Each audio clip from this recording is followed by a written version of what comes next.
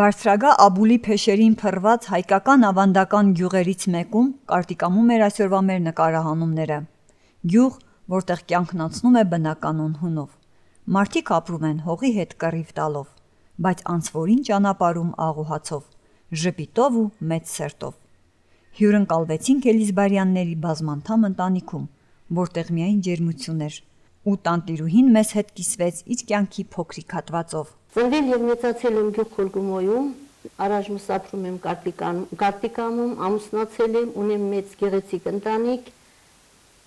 ունեմ 3 երեխա, 7 թոռնիկներ, երեխաներից 3-ն էլ ունեն բարձրագույն կրթություն, այն ինձ ես չեմ կարողացել իմ կյանքում հասնել իմ նպատակին, ես ուզեցել եմ ամեն կերպ ջանք ու երանք չխնայել, որպեսզի իմ բալիկները հասնեն իմ չհասած նպատակին։ Իսկ որտեղ են ձեր երեխաները գյուղում են ամուսնացած թե դրսում են, նրանք ձեր մոտ են։ Երեխաներիցս որդիս տանն է, աշխատում է եւ շտաբ օգնությունում եւ այստեղ մենք ունենք ցեխի արտադրամաս։ Մեծ աղջիկս աշխատում է հիվանդանոցում մանկական բուժքույր է, փոքր աղջիկս ավարտել է Թբիլիսի Իվանի Ջավախիշվիլի համալսարանը, գրանտով է ընդունվել, առայժմ քանի որ փոքրիկները դեռ շատ փոքր են, աշխատանքի չի հաճախում։ Ունեն սեփական բիզնես, զբաղվում են բիզնեսով։ Ես ամբողջ կյանքս 17 տարեկանից, երբ որ ես արդեն ստացա իմ վկայականը, իմ շատ մեծ էր կամքը, ամեն կերպ ուզում էի ես, որպեսզի հասնեմ նպատակիս, ունենամ կրթություն, շփվեմ գրքերի հետ, ինձ համար դա մեծ երազանք էր, բայց եղավ անսպասելին, մենք սիրահարվեցինք ու մենք զույգով որոշեցինք, որ ոչինչ, մենք առայժմ իրար չկորցնենք ու ուսումը շարունակենք միասին, բայց եւ եղավ այնպիսի այլ պատճառներ, որի շնորհիվ մենք չկարողացանք շարունակել մեր ուսումը,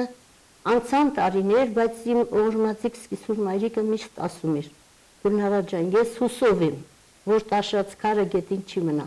Եվ այդ տաշած քարը ասելով ինքը ի նկատի ուներ ինձ։ Եվ եղավ այդ օրը 5 տարի առաջ,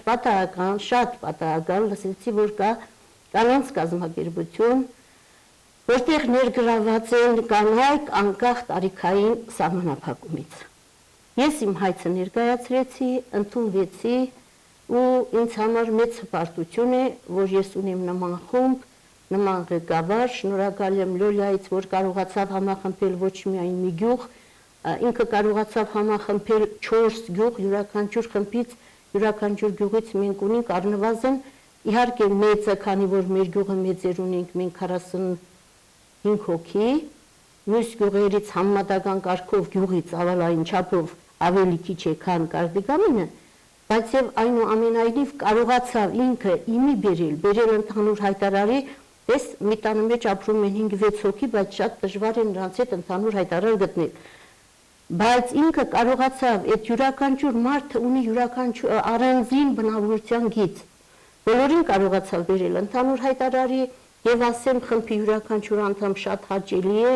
ինձ համար շատ հարազատ մարդիկ են, եթե անգամ ես փողոցով քայլեմ պատահական իրանց տեսնեմ, ինձ համար մեծ երջանկություն է կարծես իմ հոգեհարազատ մարդիկ լինեն։ Հայ տղամարդը միշտ աչքի է ընկել խրոխտ, խիստ, ավանդապաշտ բնավորությամբ։ Իսկ ինչպես գիտենք, Ջավախքում ապրող տղամարդը նաև շատ ավանդապաշտ է։ Սակայն այս ամենի ֆոնին տիկին Գյուլնարան կարողացել է տանտիկնոջ ուսերին հենված մեծ պարտականություններից բացի գրանցվել առաջ դեպի նոր հնարավորություններ ծրագրին ու գրանցել հաջողություններ, ինչ որ չափով նաև օգտակար լինել գյուղին։ Բացի փագագծերը, մեր այդ կանանց հավաքույթը, դες մենք ունենում ենք դրսից կամ մենք ամչաբես մեր քաղաքից որակավորված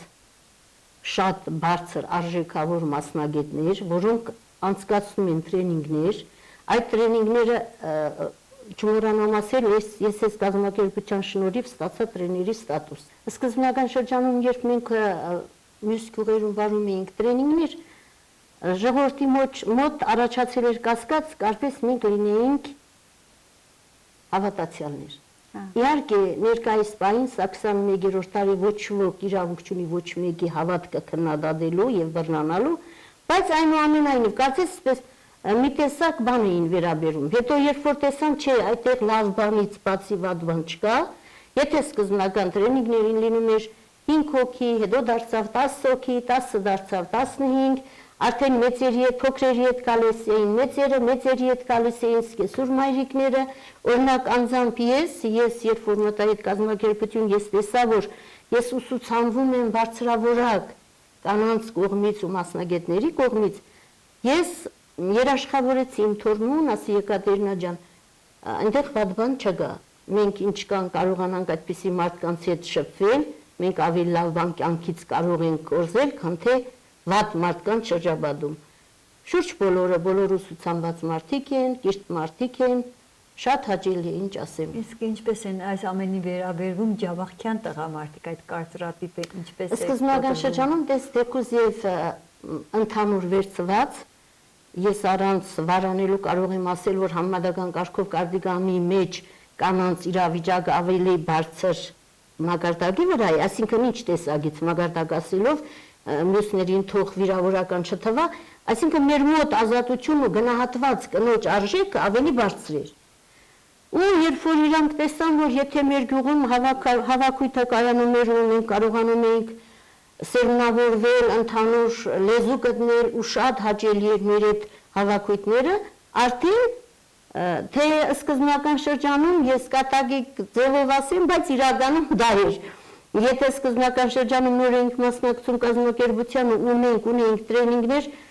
մտածում էի 2-3 օր ոնց եմ ամուսնուս ներկայանալու, որ ասեմ, որ տրենինգ ունենք, ոնց եմ ես տանը մեջ ասելու, որովհետև բազմանդամ ընտանիք է,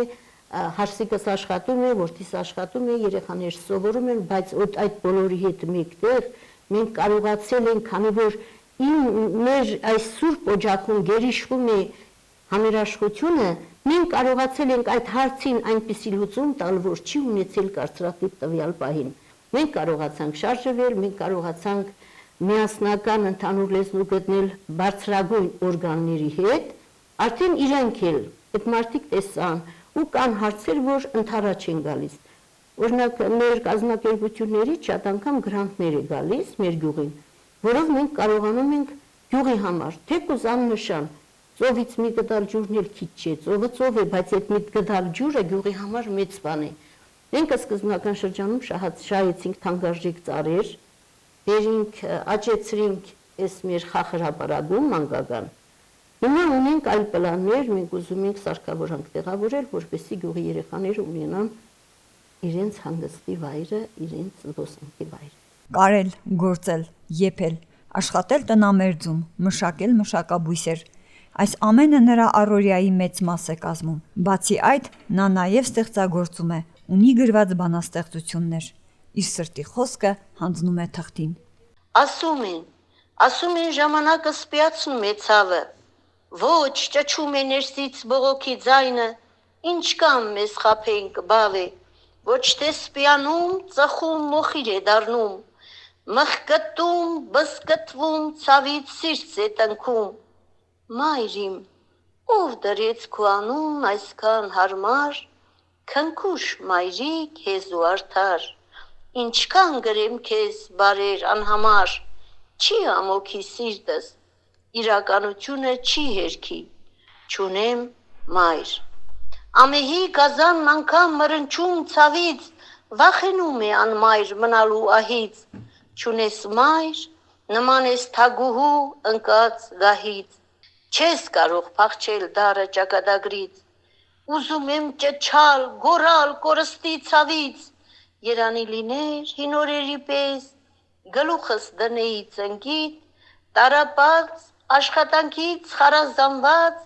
դաջված, կոշտացած ձեռքերով շոյեիր դունից։ Մայր իմ,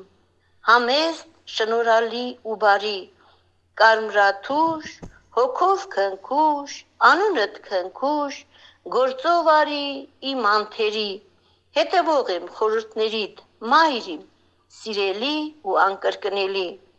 Գյուլնարա Էլիզբարյանն այն եզակի կանանցից է, ով բարձր է դասում ամուսնական ընտանիքն ու նրա ավանդույթները։ Գնահատում սկեսուր մայրիկի բարի արարքն ու նույն օրինակով առաջնորդվում իր հարսի հետ, իսկ ավագ թոռնուհին ջերմորեն խոսում էր տատիկի ու նրանից ստացած խորհուրդների մասին։ Առաջ դեպի նոր հնարավորություններ ծրագրին նրա միջոցով եմ մասնակցել, արդեն մի քանի տարի է ինչ նման ծրագրերի մասնակցություն եմ ունենում։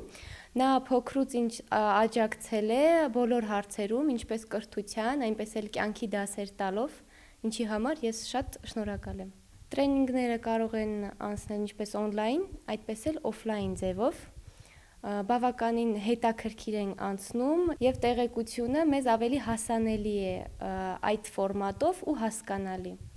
Ես վրացերեն լեզվից մագարթակը բարձրացրել եմ հենց այդ տրեյնինգների շնորհիվ։ Բացի նրանից, որ նա մասնակցում է տրեյնինգների, հանդիսանում է տրեյներ, տանը նա մեր շատ սիրելի տատիկն է, ով մեզ միշտ օգնում է, տան գործերով է զբաղվում, բոստան է մշակում, գյուղում չկա այնպիսի մարդ, ով կարող է մրցակցել նրա մշակած բոստանի հետ։ Ես շնորհակալ եմ ձեր այցի համար, ինձ համար մեծ հաճույք է ու բերկրանք, որ այսօր դուք գտնվում եք մեր Սուրբ Օջախում, որ գտել եք թանկագին ժամանակ, որպեսզի տրամադրեք, տեսեք ձեր յուրաքանչյուր քայլն է շատ ողջունելի ու խրախուսիչ։ Կարծես անկյունում չի մնում ոչ մի բան։ Այս եթե մի բան անկյունում մնաց թվերում, իհարկե կմատնվի անուշադրության։ Այս յուրաքանչյուր այցելությունը, ճիշտ է, այս այցելությունը ոչ առաջինը եւ հույսով եմ ոչ վերջինը կլինի, յուրաքանչյուր այցելությունից ես ստացել եմ ադրենալ։ Ես լավ եմ զգացել շատ ինձ եւ շնորհակալ եմ ձեզանից, որ կաք դուք, կա նման կազմակերպություն, որ հետաքրքրված եք գյուղի կանանց յուրաքանչյուր առօրյա հոգսերով եւ կարողանում եք աջակցել ձեր բարձրաձայն։ Ինչպես ընդունված է հայկական ավանդական ընտանիքներում, հյուրին ընդունել ու ճանապարհել քաղցրությամբ, նույն կերպ մենք վայելեցինք Էլիզբարյանների ջերմությունը, բաժանվեցինք կրկին հանդիպելու ակնկալիքով։